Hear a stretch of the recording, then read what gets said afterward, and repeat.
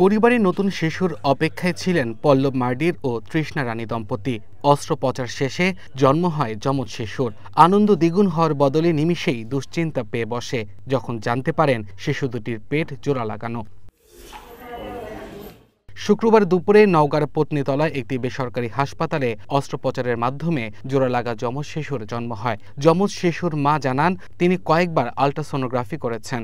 চিকিৎসক আল্ট্রাসোনোগ্রাফির মাধ্যমে যমজ সন্তানের কথা বললেও জোড়া লাগা শিশুর কথা কখনো বলেননি। পেটে জোড়া লাগানো যমজ শিশুর জন্ম নিয়ে দুশ্চিন্তায় তিনি।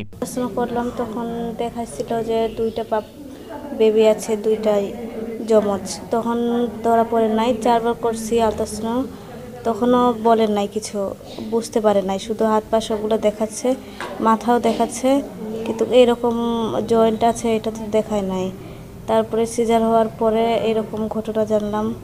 জানার পরে এখন মনে হচ্ছে যে ডাক্তাররা বলতেছে যে এটা চিকিৎসা আছে, কিন্তু আমরা তো কখনো এরকম কোনো কিছু দেখে নাই, আমার নিজের চোখেও কোনো দিন দেখে নাই, শুনছি শুধু। এখন বাস্তব যদি চিকিৎসা থাকে তাহলে আমাকে আমার সন্তানের জন্য করে দিলে একটু সুবিধা হয়, আর আমাদের আর্থিক অবস্থাও সেরকম ভালো না। আপনার জন্য অবকাশ যাপনের আর বিনিয়োগের সেরা পছন্দ হতে পারে সল্ট বে, যেখানে বিলাস আর প্রশান্তি মিলেমিশে একাকার। পরিবারের সদস্যরা জানান দুই শিশুর বাবা একজন দিনমজুর, পাশাপাশি করেন কৃষিকাজ। আর্থিক অবস্থাও ভালো না।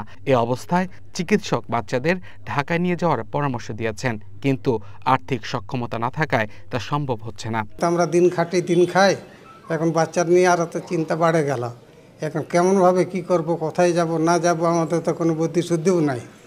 এখন কোনো রকমভাবে যদি কোনো সহায় পায় তাহলে যে কোনো একটা বুদ্ধি করা যাবে, কিন্তু তাও তো আমাদের তো অসহায়, আমাদের তো হাতে তো কিছু নাই, খাওয়া দাওয়ার সমস্যা, দিন খাটি দিন খাই। সরকারের কাছে এটাই চাই যে ভালোভাবে যাতে চিকিৎসা করা হয় বা একটু দেখে।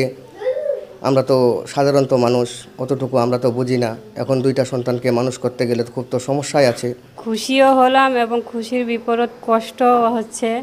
যেমন কষ্ট যে বাচ্চা হলো দুইটা ঠিকই, কিন্তু জোড়া লাগানো বাচ্চা আমরা তো জীবনেও দেখিও নাই, কিন্তু এখন দেখতেছি। তারপরে এখন ডাক্তাররা জানে যে কোথায় নিয়ে গেলে ভালো চিকিৎসা পাওয়া যাবে এবং ভালো হবে, এটা তো আমরা জানি না। এবং আমরা তো দিন কাজ করি, দিনে খাই, আমাদের অর্থনৈতিক দিয়েও আমাদের সমস্যা হচ্ছে যে বাচ্চা দুটোকে ওষুধ কেনার জন্য তো টাকা পয়সা লাগবে, এগুলো তো আমাদের নাই। চিকিৎসক জানান এর আগে দেশে অস্ত্রোপচারের মাধ্যমে জোড়া লাগানো মাথা আলাদা করা হয়েছে। আশা করা হচ্ছে এই শিশু দুটিকেও আলাদা করা সম্ভব। উন্নত চিকিৎসার জন্য তাদের রাজশাহী মেডিকেলে নেওয়া হয়েছে।